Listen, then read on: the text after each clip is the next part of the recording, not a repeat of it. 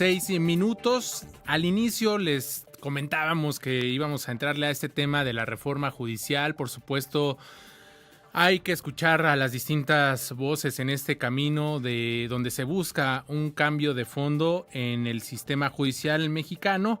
Para hablar de este asunto, me da mucho gusto saludar a Juan Francisco Torres Landa, director de la organización UNE México. Juan Francisco, buenas tardes, bienvenido. ¿Cómo estás, Adrián? Qué gusto saludarte a ti y a tu importante auditorio, aquí presentes. Un placer tenerte. ¿Y por dónde empezar? Ya hay foros en el legislativo y se supone que por instrucciones de la virtual presidenta electa de México, por el presidente, mandaron supuestamente a los legisladores a que hagan pues también este tipo de pláticas entre la ciudadanía para, dicen ellos, socializar este asunto. Ustedes también tienen una iniciativa para, digamos, dar una especie de brújula al legislativo y encuentren cierta orientación en este camino para buscar realmente un cambio. ¿Cómo está este asunto? ¿Por dónde podemos empezar, Juan Francisco? Qué buena pregunta, Adrián, porque justamente el tema principal es por dónde empezar. Y por dónde empezar es cuál es la premisa, cuál es la pregunta inicial.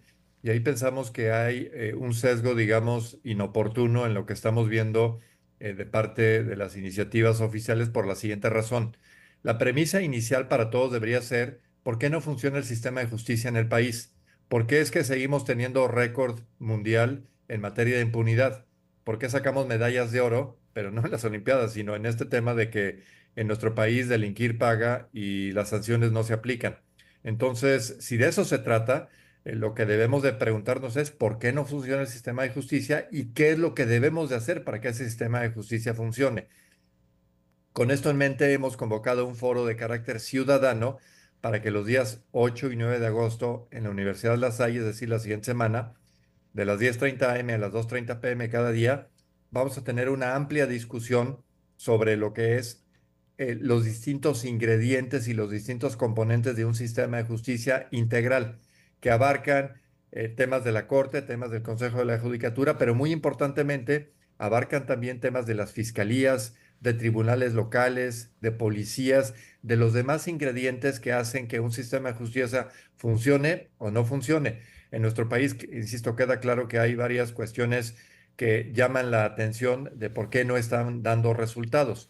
Pero simplificar esto y decir, por ejemplo, que reemplazando a jueces por un sistema de voto popular vamos a llegar a buenos resultados, es francamente un error de origen, porque uno, eso no va a resolver el problema y dos, sí puede generar todavía mayores temas y mayores coyunturas adversas, por si no requiriéramos ya suficientes malas noticias en la materia.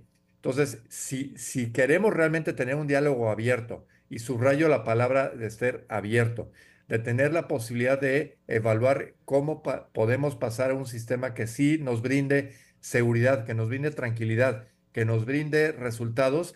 El ámbito de revisión debe ser mucho más amplio que simplemente pactar la renuncia o en este caso el reemplazo de jueces a todos los niveles en un procedimiento francamente poco eficiente, que no se hace en ningún lugar del mundo por buenas razones. Bolivia es el único que lo hace y tiene 85% de rechazo. Entonces, va por otras vías. Afortunadamente tenemos 6 meses en los cuales tendremos gente de la talla de José Ramón Cosío, de Francisco Rivas, de María Amparo Casar, de Javier Reyes, de Pedro Salmerón. Tenemos realmente un elenco estelar. Incluye, por supuesto, a varios jueces y magistrados que quieren dar su punto de vista.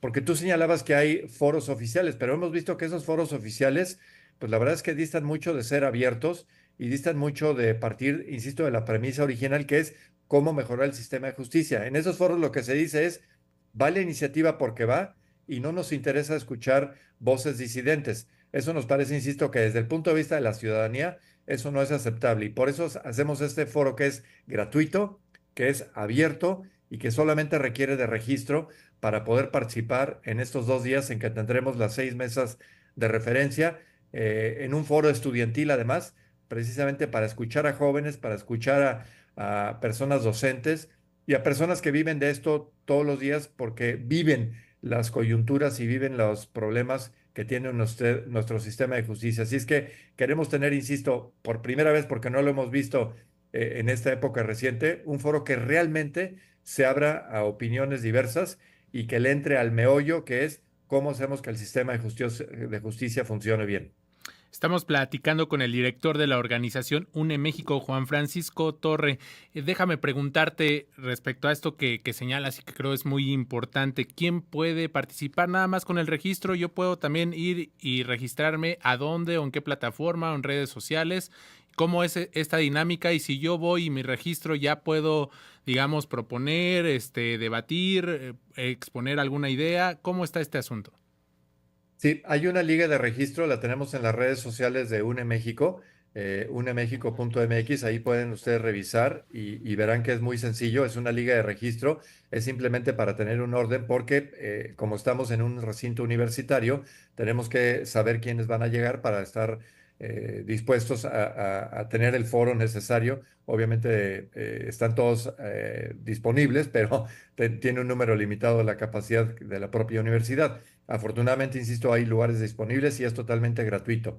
La idea es tener ahí, las mesas se van a desarrollar con base en los temas que ya hemos citado, 6 mesas, 6 temas diferentes, distintos moderadores y distintos ponentes para platicar de eso y sí habrá un espacio al final de cada mesa en el cual se podrá escuchar a los asistentes para rebotar ideas, para recibir contribuciones y de alguna manera estar de acuerdo en lo que es necesario incorporar en una memoria completa del evento, porque tocas bien un punto esencial, que la idea de esto es generar un documento que nos sirva de referencia para plantear a fuerzas políticas, para plantear a partidos políticos, para plantear a la ciudadanía, de decirles, oigan, en opinión de la gente que realmente sabe de la materia, en opinión de la ciudadanía que participó en estos foros, estos son los ingredientes y los componentes para que realmente entremos de lleno a que el sistema de justicia funcione. Porque, repito, hasta ahora este tema de la iniciativa que se está comentando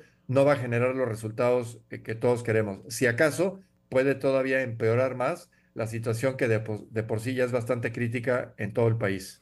Juan Francisco Torres, déjame preguntarte, eh, en su análisis, en lo que han visto, observado, escuchado, todo en esta iniciativa, en este planteamiento que hace el presidente a esta reforma judicial, ¿está mal o hay cosas rescatables? ¿Hay algún punto que rescatar o todo está mal? Porque parece que todo se está basando o la discusión principal en la elección por voto popular de los juzgadores del país.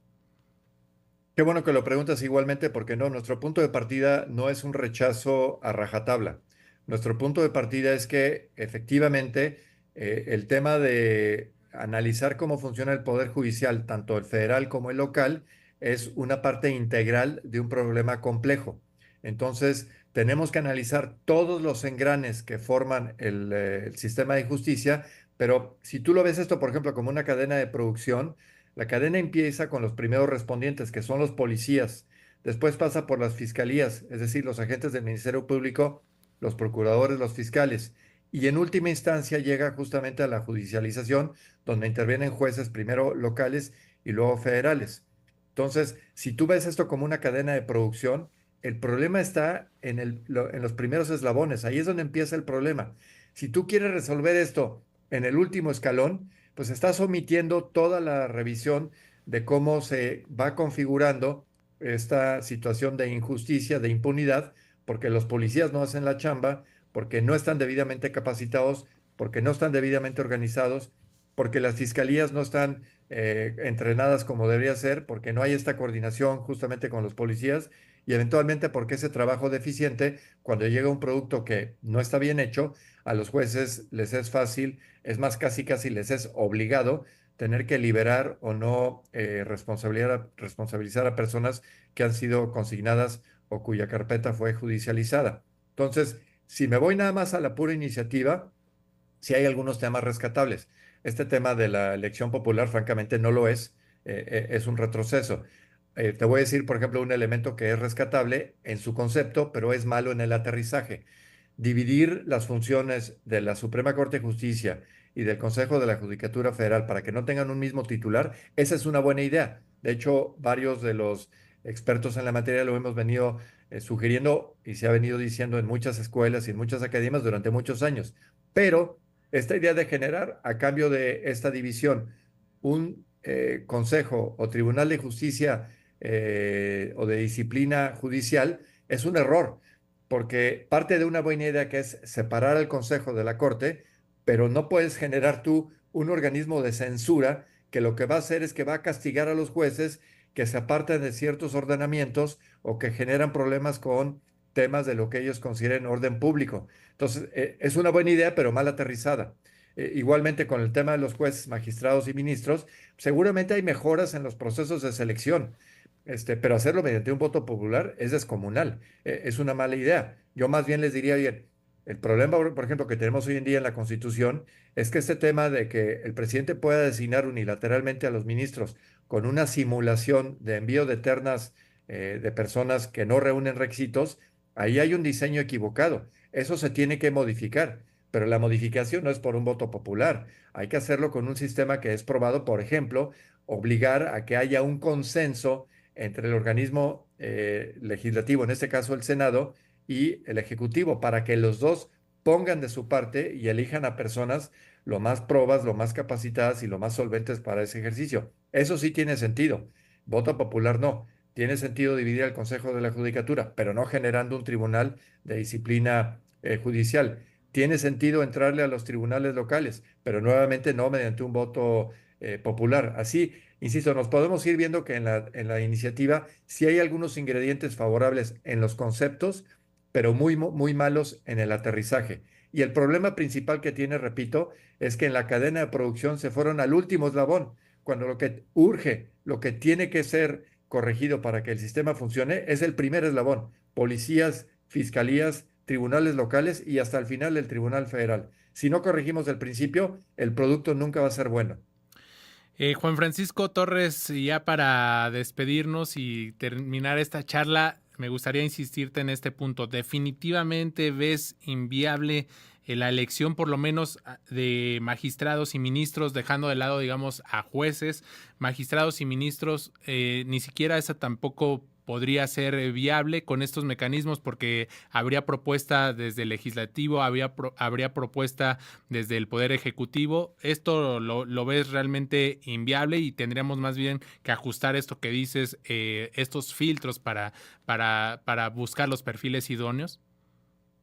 Nosotros lo vemos inviable porque, repito, parte de un ejercicio que no tiene un asidero lógico, sustantivo y de buena experiencia en el ámbito internacional, porque concentra de alguna manera la decisión en otras manos, es decir, esto sería una pérdida adicional en la concentración de poder, en el cual si de por sí ya tenemos un poder ejecutivo muy poderoso, con un poder legislativo bastante sumiso o totalmente entregado a la causa, digamos, de un poder ejecutivo, el generar todavía menores contrapesos y tener la posibilidad de dominar la designación en el poder judicial, va a diluir la normalidad democrática en el país, va a diluir los pesos y los contrapesos, va a diluir el diseño constitucional de que efectivamente sean tres poderes autónomos e independientes y que son de alguna manera revisores unos de otros para que haya un balance y no, la elección popular no va a generar un buen resultado.